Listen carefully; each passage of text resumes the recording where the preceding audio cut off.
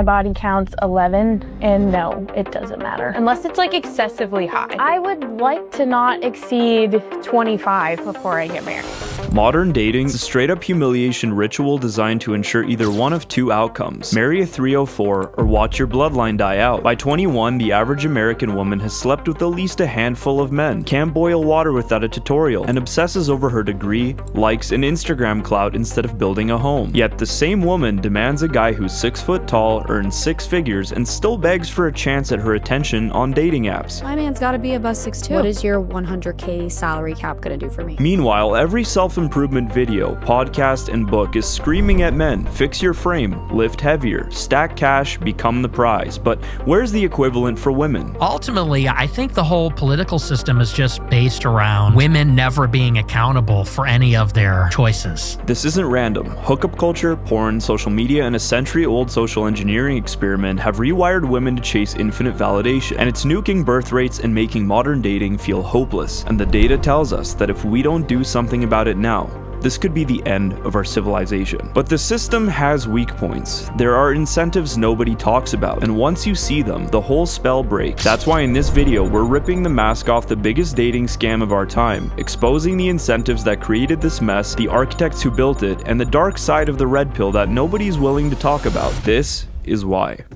The reality is that the disproportionate shift in female to male value can be explained with a simple economic analogy: inflation. When a currency gets inflated, the price tags go up, but the underlying value doesn't. Sometimes it even flips. You pay more for less, and basic suddenly costs premium. Now apply that to dating and marriage. We call this Ho3flation. Not because women are the enemy, far from it, but because the modern environment has warped the market for everyone, and we'll get to why exactly I think that is in a bit. It's much more sinister than you think. Expectations have been inflated. Standards have been inflated. What I deserve has been inflated, but the virtues that actually make marriage work haven't been cultivated at the same pace. The issue is incentives. Many women are trained subtly but constantly to see traditional values as oppressive or beneath them, and to chase status signals instead: credentials, clout, vanity, attention, and options. When a whole culture treats sex like a currency, it's no surprise that women feel more desirable than ever, while becoming less prepared for making the home and serving their husband. This isn't something I'm making up. This is data.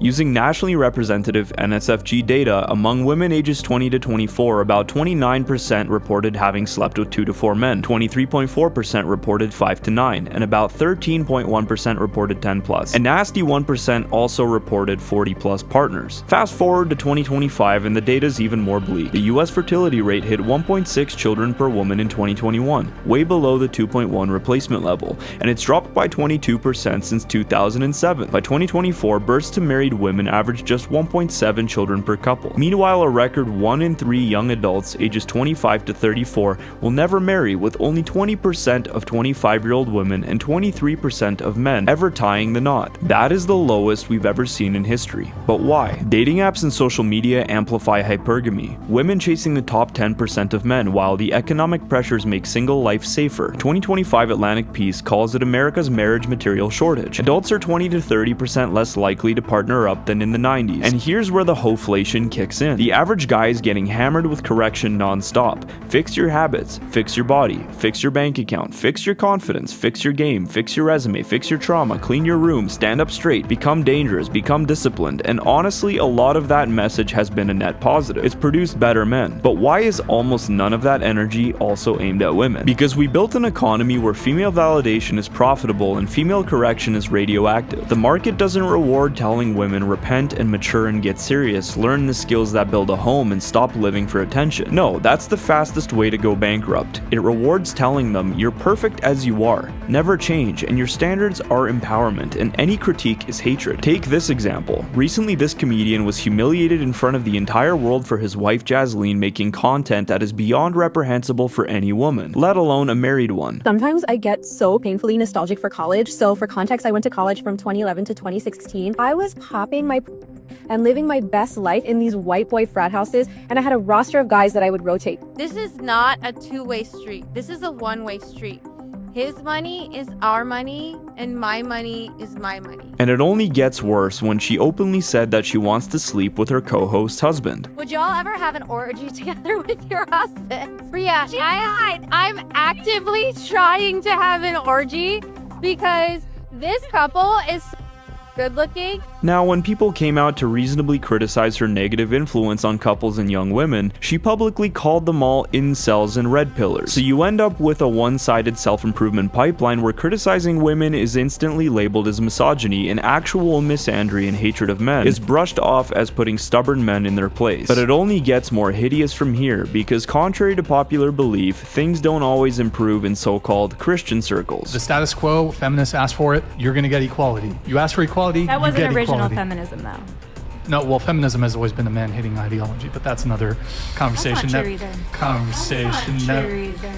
And I really wish that wasn't the case. But popular voices in church and online often tell men to ignore a woman's past entirely. I think that Christianity is inundated with feminist and feminist ideology. You also see tons of workers also who use Christianity as a shield from criticism rather than coming to the religion and the faith itself from a form of humility. If any of these women were actually serious, I think we would see it by their fruits and probably never see them again on social media. Yet that's not what we see. The proof is in the pudding. In recent years, there's been a wave of many ex-porn stars suddenly becoming Christian, which is great, but yet their outward appearance, content, and actions often reflect very little evidence of real conversion. Young women who idolize these influencers see this and conclude that it's okay to cling to their old ways while claiming the label Christian for social benefits. Woman. She's an amazing woman. She has a soul and a heart for the Lord. Single Christian men feel this deeply. These women often seem to show up at church only when it's advantageous to land a traditional faithful man without the hard work of prayer, fitness, and discipline, and lifestyle change that the men have already invested in. They expect full acceptance and the benefits of covenant love, but bristle at any call to accountability. The irony runs deep because society paints men as stubborn and women as flexible, yet survey after survey shows the exact opposite. Men are more likely to change jobs, relocate, or alter habits when faced with criticism or new information. Women, constantly told, "You're enough as you are," often react far more negatively to any critique. Advertisers have figured this out decades ago because the most profitable message is simple. Validate women endlessly, guilt trip men relentlessly. She deserves everything and he's never doing enough. That loop sells products, manipulates desires, and quietly destroys homes. When affirmation becomes a business model, truth becomes the enemy, and feminism's vicious cycle rolls on unchecked. Now, the hopeful and beautiful thing is that many see through this and are beginning to wake up and rightly turn to the traditional Christian life with God at the very center. But some who try end up taking a disastrous detour that ends up doing more harm than good. The tradwife movement is the perfect example of what happens when you try to baptize an evil ideology like feminism. It's proof that the internet can take something real, good, and ancient and then turn it into a costume you can monetize. Because at the center of the tradwife pitch is a critique. Modern womanhood has been flattened into careerism, attention-seeking, sexual liberation, and performative independence. Fine, that critique has actual teeth and holds a lot of weight, and I would agree, and probably all of you watching would agree. A home matters, children matter a lot, and a woman who can build a peaceful household is more valuable than the entire corporate HR department. But then you start to look closer and the whole brand starts eating itself, and it gets even worse when they start lecturing. But before we dive into these insane tradwife takes, I just wanted to say that it's really difficult to find sponsors for videos like this, and so this one is sponsor free. The fact is these videos take weeks to produce each, and I'm currently a one-man team, but luckily the supporters over at buymeacoffee.com/lungsoffaith help make these videos possible. So if you like these videos, please consider donating over there. And something new that I'm doing is supporters at $50 a month plus are credited as producers with real input on future topics. Back to the plot. I don't know who needs to hear this, but if your man asks you to not dress half naked or post bikini thirst traps, it's not because he's a controlling, insecure narcissist. It's because he doesn't want other men to have access to what he has. This is Don't get me wrong, their words sound sweeter than some Aunt Jemimas on a flapjack until you start looking a little bit further. It's like these women just don't understand the contradiction of criticizing women who seek attention by, well, seeking attention on social media. Half these tradwife accounts are just modesty cosplay. It's look how private and hidden I am, filmed in 4K with ring lights and 45 takes. These girls are out here telling women to log off and to stop chasing male attention while she's got sponsored linen dresses and an affiliate link for the bonnet. It's easy to forget on social media that the virtue of modesty doesn't only encompass your sexuality, but also seeking unnecessary attention and vainglory. One of the greatest examples of this was when Candace Owens got shut down on Jubilee easily by some leftist feminists who picked up on this. When you sit here and you go, you'll be more fulfilled doing this and spend all your time doing that, we would love for you to leave the public eye and go focus on what makes you fulfilled. Okay. While most of us don't agree with this woman's whole worldview, this leftist woman is right to point out the blaring contradiction. Tradition is supposed to be rooted in hiddenness, sacrifice, and reality. These trad e-girls think that they can be the exception to the rule, but honestly it just makes the Christian position look weak by hypocrisy. Somebody tells me I belong in the kitchen. You're right, I do. I love it here. Let's make the kitchen great again. It's so much fun, you know? Get a husband, get pregnant, bake some pies. Oh my gosh, like, there's so much joy. No one understands me. No one gets it. Okay. Like, honey, I made muffins. Well, what do we have here? Look at all these guys cuck-maxing in the comment section. I'm gonna have to start a wall of shame, maybe on my Instagram, because this is getting ridiculous. Let's be real, would she still be making videos if thousands of men weren't drooling over her content? If the moment that these girls realize that the only reason guys pay attention to them is because they're pretty, not because anyone actually cares about their content. A 2025 Substack expose nailed it. Women like Erica Kirk build empires preaching stay-at-home life, but their bosses raking in 6 to 7 figures from sponsored content. Without feminism, they couldn't do it. And this humiliating exchange between Andrew Wilson and one of these Christian conservative covert feminists makes this crystal clear. And as a woman, I want a strong man who is a protector and a provider that will go to war if need be, that will protect me, protect my family, make money. I see that as being actually masculine. That's like the man that I grew up with, my dad. But what we're seeing now is these young men who look at Andrew Tate and the Tate brothers. They're like, oh, great, that's a manly man. So at some point, I think we'll go back to maybe meeting in the middle here. Yeah, well, I mean, it's just more feminist nonsense, ultimately. And the covert feminism in society is big, especially on the conservative side. So here's what happens, right? Women need to have feminine virtues for men to be pursuing masculine virtues, for you to say things like, what I want is for men to protect me and I want men to make money. Well, that's great. What that ends up doing is it gives you a set of privilege in society. What do men get? What do men get for doing that for you? What are we getting from women for doing that? Are we getting chaste virgins on our wedding night? No, we're not getting chaste virgins on our wedding night. Are we getting women of great virtue? No, we're not getting women of great virtue. The idea of courtly love is supposed to be done for women of great virtue. Where are they? Well, they're nowhere. When female conservative influencers say this, it's actually a form of covert feminism. They're saying, I want privilege in society, but what is it women are giving to men to get it? What? These so-called traditional conservative Christian women come out on television in a face full of makeup and demand traditional values from a man, while wanting to keep modern values for themselves whenever it feels convenient. The contradictions only start getting worse and worse when you look at what the actual Catholic Church teaches. The early Christian saints did not hold back. St. John Chrysostom says, you can carry your purse full of the tools of sorcery, which he's referring to makeup. When you come out painted like that, even if you do not commit adultery, you have already committed adultery in your heart because you made all the men who saw you burn with lust. Homily on Matthew 73:3. A woman who paints her face is worse than a prostitute. The prostitute at least sins with her body. This one sins with her appearance and drags thousands into sin with her. And another one, why do you deck yourself out like a whore going to a brothel? Tell me, if you were captive in chains, would you adorn yourself? No. So then why do you adorn yourself when you are captive to the devil? This so-called trad wife movement is literally the inversion of the Christian order, where the man is in the public domain battling evil, involved in debate and politics, and woman is in private, protecting her delicate feminine heart and loving and nurturing her household. If you want to know why everything feels rigged, why marriage is collapsing, why women act like Instagram porn stars and still demand a ring, you have to stop treating this like some random modern glitch. Because it's not. This entire system was built on purpose, brick by brick, over 100 years ago, and it wants you to be mad at women. It wants you to direct your hatred at the young girls today who are raised to be like this because it takes away the attention from the institutions, the financiers, and the eugenic agenda that's really at hand. There's a reason that the white ethno-European lapsed Catholic women are the ones who are least likely to reproduce in 2025. So let's rip the pretty wallpaper off and look at the foundation.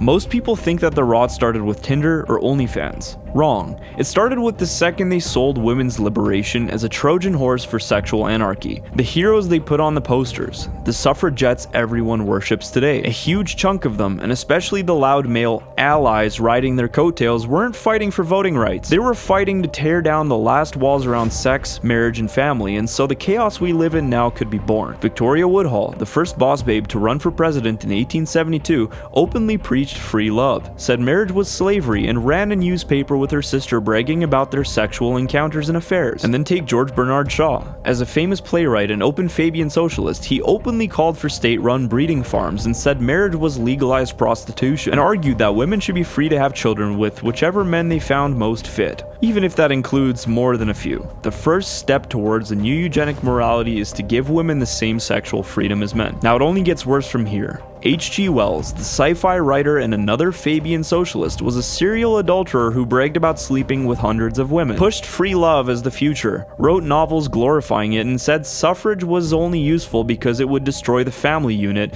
and make casual sex socially acceptable. That's the real origin story they don't teach you in school, and why you're subscribing to my channel. Women's voting rights got hijacked on day one by sexual anarchists who wanted the leash off. Fast forward to the 20th century scientists. If you were hoping things get better, they don't. Bring Alfred Kinsey, claimed 10-year-olds could orgasm. You can find this in table 34 of his own report. Said jealousy and monogamy were cultural deformities. He famously claimed that the only unnatural sexual act is the one that cannot be performed. He would have made for a great episode of EDP Watch. Yet this guy got medals, university buildings, and writings turned into required college reading. After sexual behavior in the human male dropped in 1948, it sold 200,000 copies in 2 months and blew up into a national event. PBS reviews and professional circles pushed it as something educators and policymakers should read. One contemporary review even framed it as required reading for a broad list of professional gatekeepers: physicians, educators, psychologists, legislators, and judges, all of the most influential aspects of society. But its popularity wasn't an accident at all. This Space Cowboys book was propelled by the massive funding from Rockefeller Foundation, which provided the primary financial backing for his research through the National Research Council's Committee for Research in Problems of Sex. What a tongue twister. Grants started small, $1,600 in that time's money in 1941, but ramped up significantly, reaching $40,000 annually by 1947. That's equivalent to about $600,000 to $1 million today. And that's not to count the dozens and dozens of other similar studies that the Rockefellers were funding at the time. At its peak, this made up a substantial portion of the committee's budget, enabling Kinsey to hire assistants, expand interviews, and publish the book. But at this time, a lot of this stuff still floated in ideas in academia,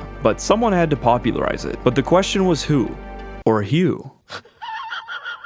For Hugh Hefner, Playboy wasn't a side hustle, it was a manifesto. It was a way to take all of these perverted ideas and begin to mold society into their agenda, one that hated the Catholic Church and the teachings of Christ and sought to blot it out from the earth. Hefner said in 1965 that the sexual revolution is the end of Puritanism and the beginning of pleasure as a way of life. Marriage as we know it will disappear. Hugh Hefner didn't just sell nude photos, he sold a lifestyle that made pornography feel sophisticated and normal. At its peak, Playboy wasn't a niche product, it had over 7 million readers in the 1970s, and it wasn't a broke rebel Zion either. A 1971 timepiece on Playboy going public reported that the corporation had $132 million in revenue the prior year, with $9.2 million net income, and that the magazine accounted for more than half of that revenue. That's the money trail. Normalize the product, scale it through mainstream distribution, and then pretend that it's just an accident and that it's just entertainment and that the people just like it. You know, what are you gonna do? Is that the people just like it, you know? I'm just walking in. And later come all the movies and film industries, which I've covered relentlessly in my video, The Biggest Lie That We Ever Bought, which is all about feminism and explains this in much more detail, but you end up having a movie called The Pawnbroker that changes the Hays Code and basically normalizes porn. And once it's normalized, it does two things at the same time. It feminizes and trains men to relate like consumers, which are always comparing and always shopping and always restless and always looking for their next fix, and it pressures women to compete in an attention market where the winning strategy is to increasingly perform sexuality and to increasingly dress less modestly and to increasingly become more and more of a hoe, even if they'd never call it that. A peer-reviewed longitudinal paper in the Journal of Sex Research examined pornography use and divorce over time. The American Sociological Association summarized the same core findings plainly. Beginning pornography use was associated with a higher probability of divorce. Coverage of the research described it even more starkly. Married people who started watching porn were about twice as likely to divorce in subsequent years in that analysis. But Hefner wasn't alone in pushing this agenda. His Playboy empire built itself on the foundation laid by Margaret Sanger, the founder of what became Planned Parenthood. Sanger called marriage legalized prostitution and birth control the pivot of civilization so women could sleep around without consequences. Sanger's writings and speeches openly pushed for quote-unquote free love and selective breeding, arguing that unchecked reproduction amongst the unfit, including the poor, disabled, and Catholics, threatened progress. She even spoke at KKK rallies in the 1920s to promote her eugenic agenda. Sanger's first U.S. birth control clinic opened in 1916 in Brooklyn's Brownsville neighborhood, heavily Italian Catholic immigrant area. While she framed it as serving poor communities, critics note her eugenic views targeted groups with high fertility, primarily Catholics, who she saw as unfit or burdensome. Her Negro Project in 1939 aimed to reduce birth rates in black communities, conveniently also mostly Christian. But the biggest shift began after World War II. As white suburban birth rates fell after the 1960s pill, Planned Parenthood shifted focus to minorities and religious groups with higher fertility, including conservative Catholics and some Protestants. But from my view,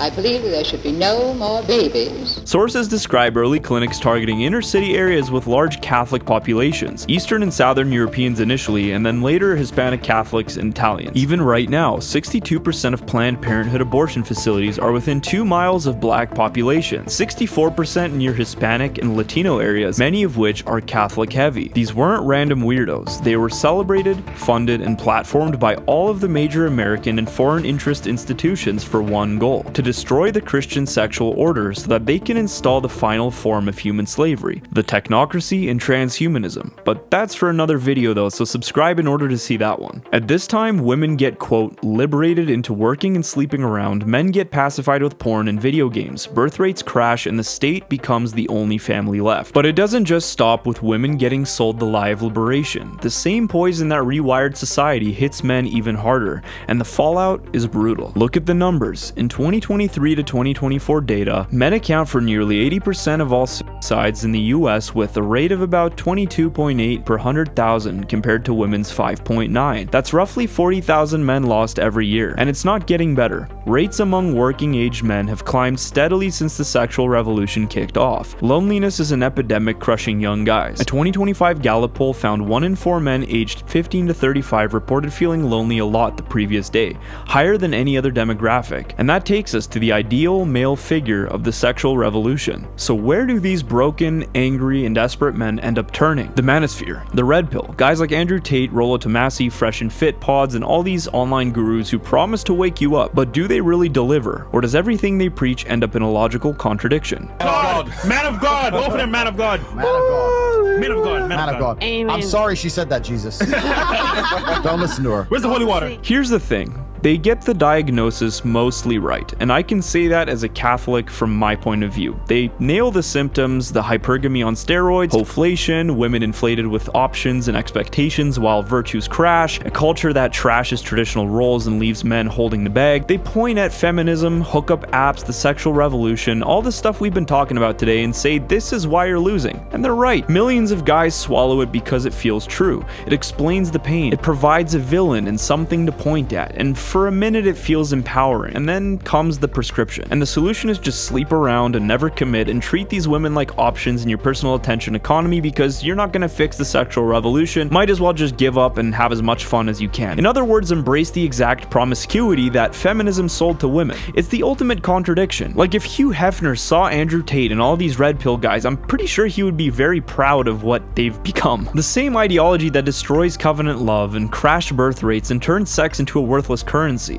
Western nations are not reproducing. They actually can't. And the reason that they can't is because once you have a rejection of some type of higher value which tells you to do a thing, in this case to breed and multiply, you're only stuck with the materialist worldview. And under the materialist worldview, why should you have a child at all? If you can do the procreative act absent the child, then why wouldn't you do that instead of burdening yourself with the result of it, which is a kid? And so once that choice becomes available, many people take it. It adds to societal decay. All of this leads to a lack of reproduction rates, and this is really bad. These red pill prophets tell men to double down on it. Fight feminism by becoming the male mirror image. Fight fire with the same gasoline that started the blaze. And the worst part, it's a massive grift. Take Andrew Tate, the poster boy. Guy built an entire empire on quote-unquote escaping the matrix, but his main hustle was Hustlers University. Welcome to the smartest decision you've ever made, Hustlers University. This is the smartest thing you've ever done. If you're sitting there wondering, you should already know, but if you're sitting there wondering, is this gonna be worth it or not, buckle the fuck up. Which is now rebranded as something else, a subscription course teaching game, crypto scams, and copy and paste wealth schemes. Estimates vary, but he's pulled in tens to hundreds of millions of dollars from desperate young men paying monthly fees for his wisdom, while he lived in Romania with a rotating harem and flexing Bugattis. Same with the books, podcasts, and seminars. Rollo Tomasi's The Rational Male series, all the alpha coach boot camps charging thousands, they monetize your pain, sell you the diagnosis for free on YouTube to hook you, and then they upsell the cure that keeps you addicted to validation, chasing notches, and never actually building anything real. They'll get into that point where they have that bad breakup, or they have that bad divorce, or they're going through some kind of trauma, and it's only at that point where they start questioning about, was what I taught for real or not? And so, the work that I do kind of steps in and fills in those blanks. And the real world fallout, guys who go deep end up more isolated, and the online forums are jam-packed full of negative testimonials. Bitter 30-somethings with high body counts, no family, porn-fried brains, realizing the abundance mindset left them empty. Advocating towards spinning plates and saying that the Dan Bilzerian lifestyle is the way to go. A lot of them are in marriages for decades and decades. So why are they advocating for you to get a vasectomy and then sleep with a bunch of women that you don't even like? For what? Who are you trying to impress? What is the point of doing this? It's ultimately pretty empty. Everybody who's pushing that type of lifestyle, you got to look at how they're living and then see if they are even in a position to role model. But honestly, the red pill is just the tip of the iceberg because it gets far more insane. Let's zoom in on its ugliest mutation, the Looksmaxxing movement, a hyper-fixated quest to max out your physical attractiveness, born straight out of incel forums in the late 2010s. What started as niche advice on 4chan and Reddit, like improving posture or skincare, has exploded into a full-blown cult of extremes, where desperate young men chase Chad status through diet, gym routines, mewing, tongue posture for jaw gains, and risky stuff like steroids, peptides, or even bone smashing, which is literally taking a hammer to your face to attempt to create microfractures which somehow help build up the bone in your face. I've been bone smashing for about 2 years, pretty much every day consistently. Don't try this at home. It's pseudoscience and dangerous. The stats paint a grim picture. A 2024 study in the Journal of Adolescent Health found that body dysmorphia among teen boys has spiked 300% since 2010, fueled by social media and dating apps. What is frauding? So using makeup, using shoe lifts, wearing wigs, things like that. These are all frauds because that's not actually who you are, but it doesn't matter, right? It doesn't matter. Women fraud the hardest out of anyone. They're wearing the most makeup, they're wearing, fake bras. Sometimes they're stuffing stuff in their bras as well. So women are like the pinnacle fraud maxers. So all I'm suggesting is, why can't men compete on the same, level, Well, maybe that's because we're not women, and our primary concern is not vanity. This is where it becomes clear that the red pill is just a different mutation of the transgender ideology, trying to erase the distinction between men and women, paving the way for transhumanism by getting people used to transgressing their God-given biological nature. What we're led to believe is that either these guys are all state-sponsored agents, or none of them genuinely have any understanding of philosophy, theology, or history, and so they mindlessly go on these podcasts spewing this logically contradictory nonsense. Platforms like TikTok push looksmaxxing content to millions, over 1.5 billion views on hashtag looksmaxxing by late 2025. These guys are funneled into endless vanity, comparing themselves to filtered ideals, and spending fortunes on ascension hacks that often wreck their health. Now enter the grifters, profiting off of this pain,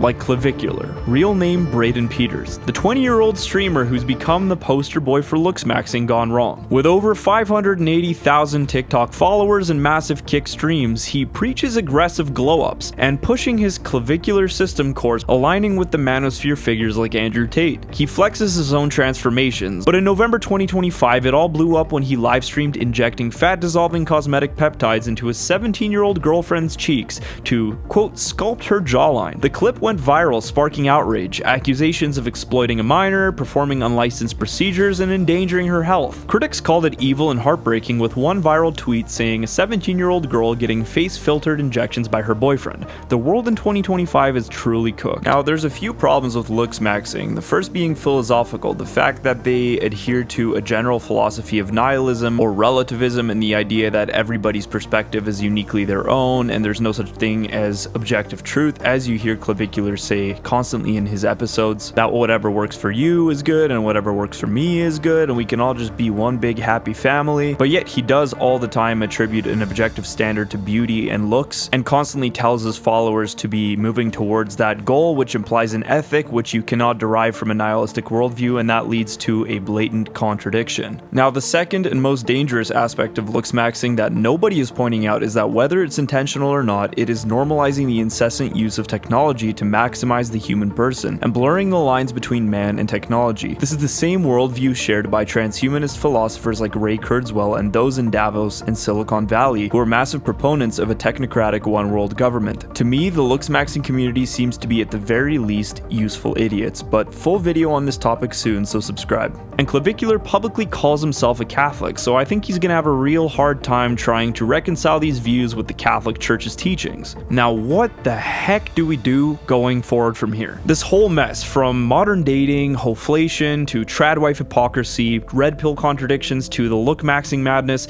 screams one thing: urgency. As Catholics and Christians, we can't sit back while the sexual revolution continues to devour another generation. It's time for us men to step up as true leaders, reclaiming self-improvement not as an end in and of itself, but with a divine purpose, a telos rooted in Christ. The truth is simple: women will follow the men. When men lead with genuine humility modeled on Christ's sacrificial love, women will change. But the solution always starts with the end of male passivity. Tens of millions of men, and probably more, have vanished from the workforce over the last decade, retreating into isolation and hopelessness. For everyone who might be a part of that demographic, let this video wake you up from that sinful slumber.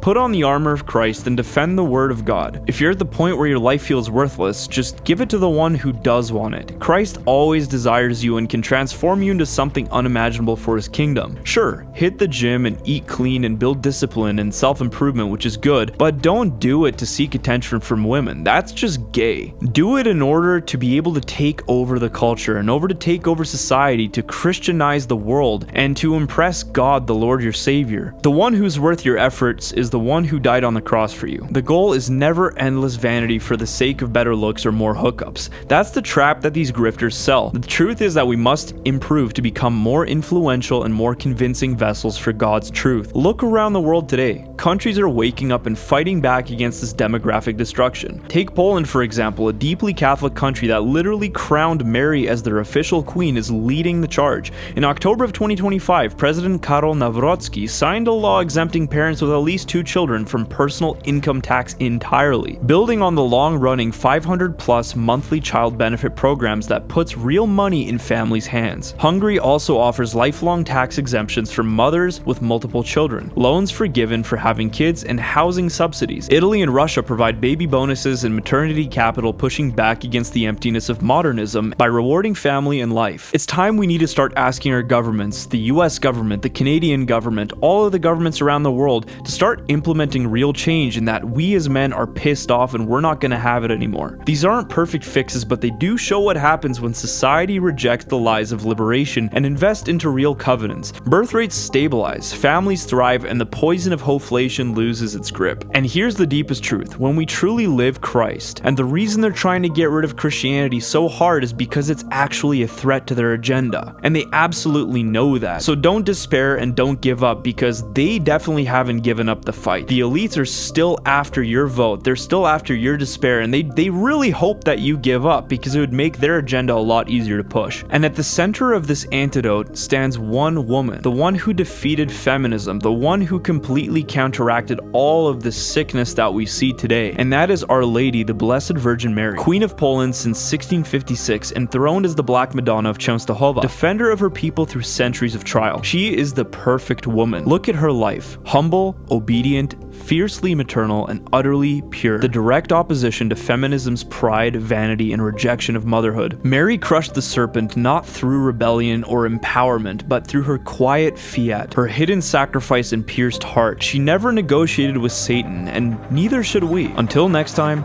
this is Lungs of Faith, and as always, don't negotiate with terrorists. They wanna count me out.